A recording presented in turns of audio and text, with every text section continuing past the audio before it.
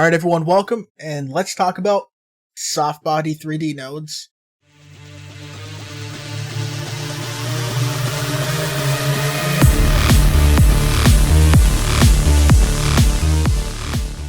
Alright, so what exactly is a SoftBody? It would be important to know what that is before we get started on how we could use it within our games.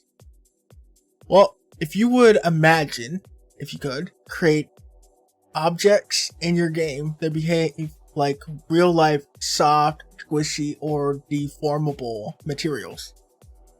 That's exactly what the SoftBody 3D node feature in Godot allows you to do. It enables you to stimulate flexible and dynamic objects within your game, which opens up a world of possibilities for creating unique gameplay experiences.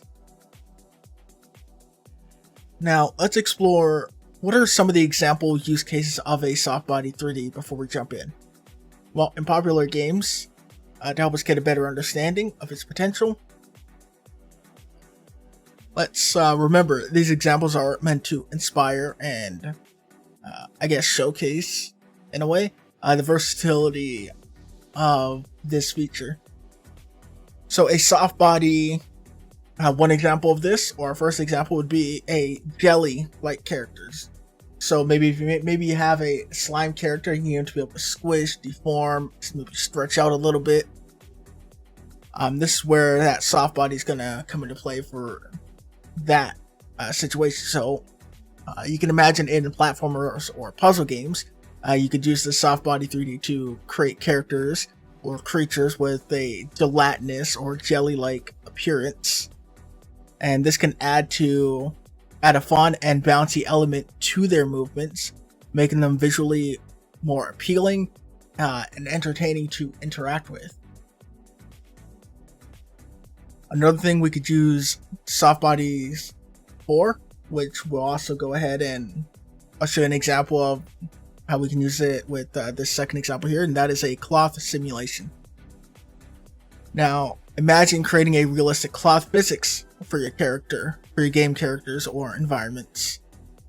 And this, of course, can go from something as simple as a tablecloth, maybe something hanging on a hook that just sits in the background, or maybe even a cape for your character. With SoftBody 3D, you can bring things like, again, those garments, like our capes, flags that are maybe blowing in the wind,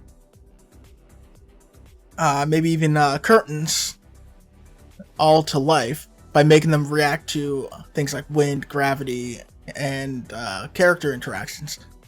This adds a touch of realism and immersion into your game world, and from what I understand it in other game engines, that can be kind of difficult to set up, or at least a bit of a hassle. And in Godot, it's actually very simple. So we can get away with setting things up like that in just a matter of seconds. A third example could be destructible environments, though you might have to get a little creative on this, but things like explosions, collisions, or other destructible actions can be enhanced by using a SoftBody 3D.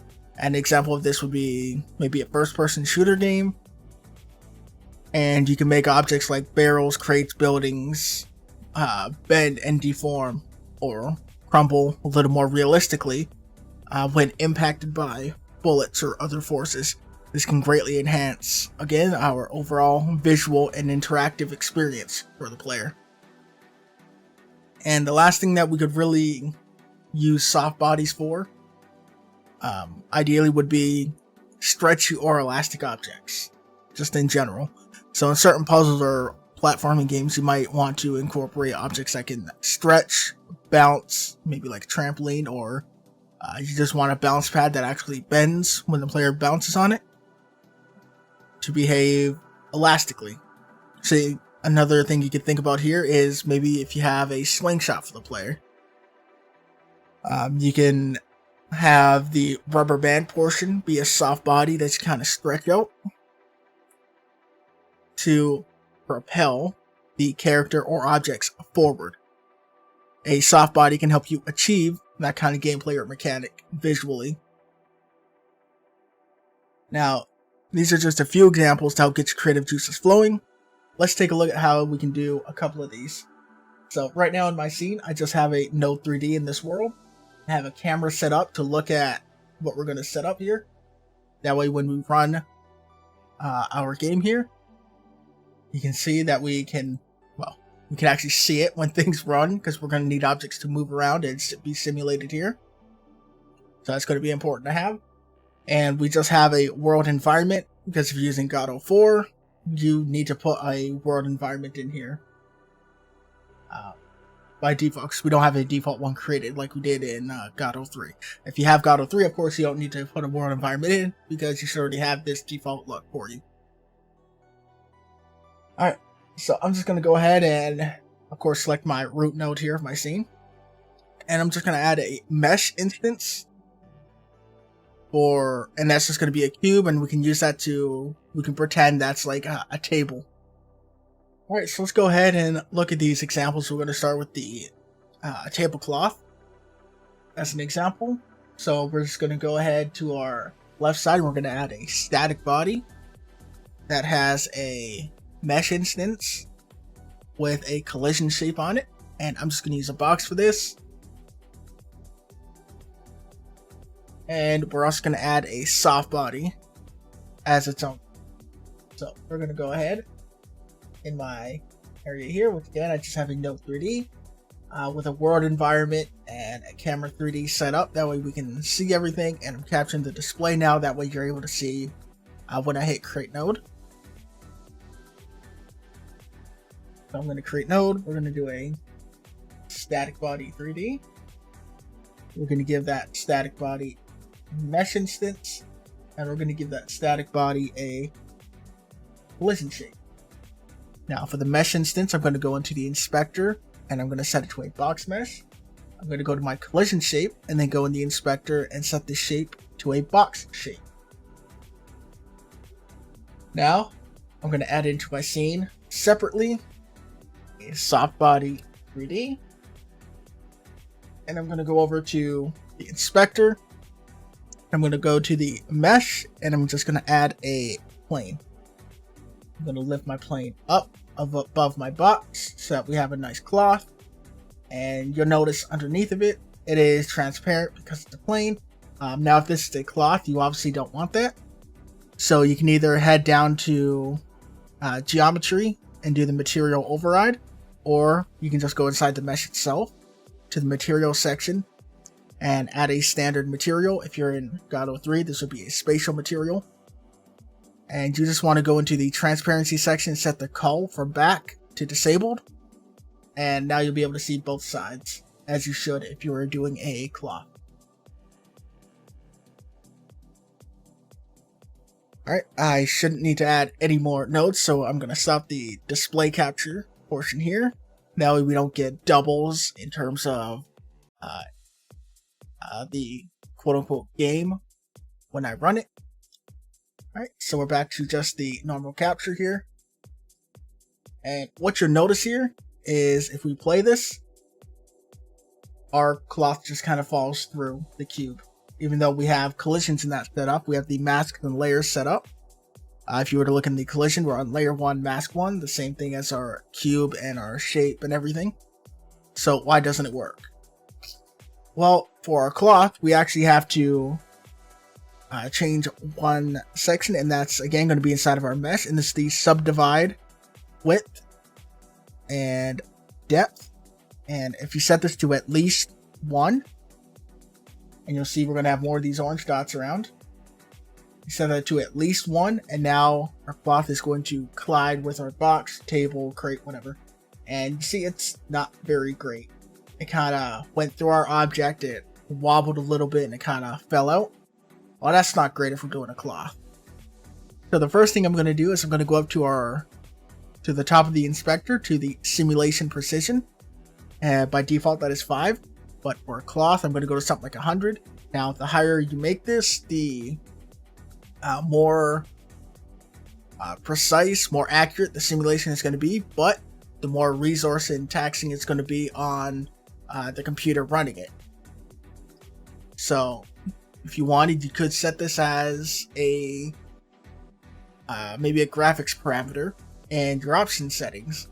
And then whenever a soft body's on the scene, it'll grab this simulation thing from maybe a global setting. So then based on the level that they set that, you can tweak this number. But besides that, let's go ahead and just see what happens when we just change that to 100. You see,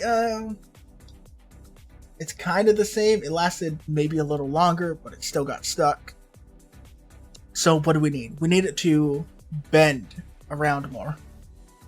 So in order to get it to bend around more, we need to get more of these sections. We only have 4 of these sections, and it kind of bends around this middle point. And we need to get more of those. So on these subdivide width and depth, excuse me there, we're going to change these from 1 to maybe 14 on both sides. Now that'll give us a lot of points. Depending on what you're doing, you may need a lot, you may need a little. And of course, depending on the size of your cloth, which I'm at 2 there, but you see if you go to 3, it's obviously going to be spaced out a lot more. So the size of your cloth is of course going to come into play as well. But for this, we're just going to leave it at the default 2 meters. And we're going to set both of our subdivides at 14.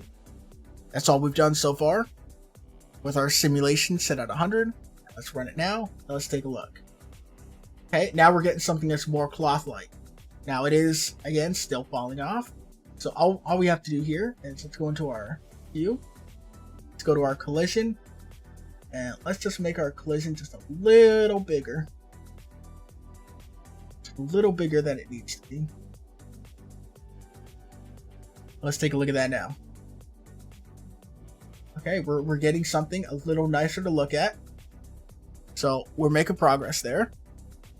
All right, well, let's look at our other properties here to make a cloth. Well, linear stiffness. Well, a cloth isn't very stiff. It bends really easy. So let's just turn that down. If you wanted to, you can turn it all the way down. Total mass. Well, cloth is pretty light. So let's just crank that down. We'll say to 0. Can we not do 0.1? No. Okay. So we're going down to 0. At least visually it shows 0. With my mouse hovered over it, I'm seeing 0.01. But now that we've tweaked the stiffness and the mass, let's see what we got going. Whoa, we can see we kind of exploded out of that. So let's just tweak our numbers a little bit. Maybe I'll stick my mass back at 1. And we can see just by tweaking some of these numbers, we're starting to get something that's a lot more cloth-like.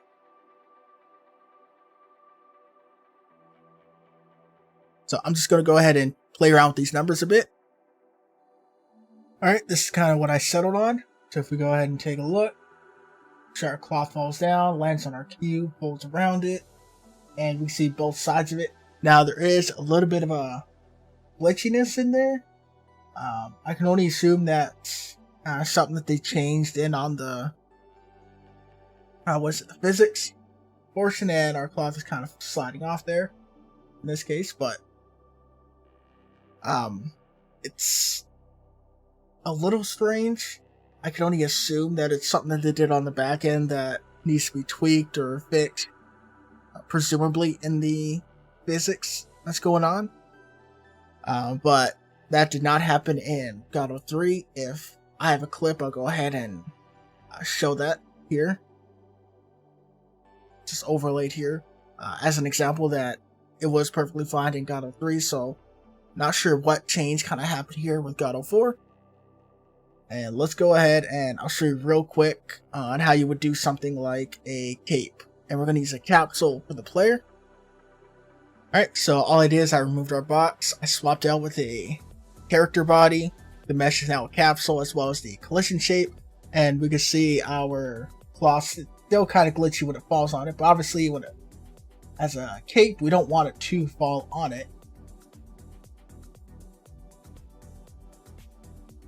Trying to get a hold of it. Where's that sweet spot? There it is. Move it over here. And I'm going to reduce the subdivisions here down to 14. I was using 32 for those. And okay, that's going to be that way. So maybe we go 0.5 this way, and we have this small cape. Maybe we go a little bigger, or no, I think I'm going to stick with 0.5. I'm going to rotate this so that we have it straight up, down, close to our player. So obviously a cape needs to be attached to our player, right? And I'm just going to go ahead and attach it maybe like that. Oh, sliding a little bit. I'm just going to pull it out a bit. Alright, so there we go. I'm just going to go like that. And in this case, I mean, it's kind of not attached on the sides. But obviously if you have a regular player, you're going to have your shoulders, that cape is going to be attached to there. So you can just imagine that. And all we're going to do is we're going to go into our pinned joint. So if I find, here we go, pinned points, we open that up. Oh, I see I've accidentally clicked on things. Alright, so inside of our pinned points is a packed array. The size is 0, and all you have to do is go ahead and click on the points that you would like to pin.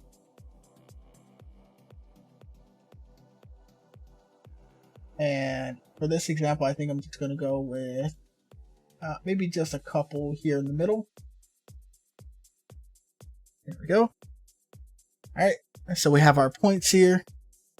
And if we were to run this, see that cape is fine. It doesn't move, kind of pinned in there.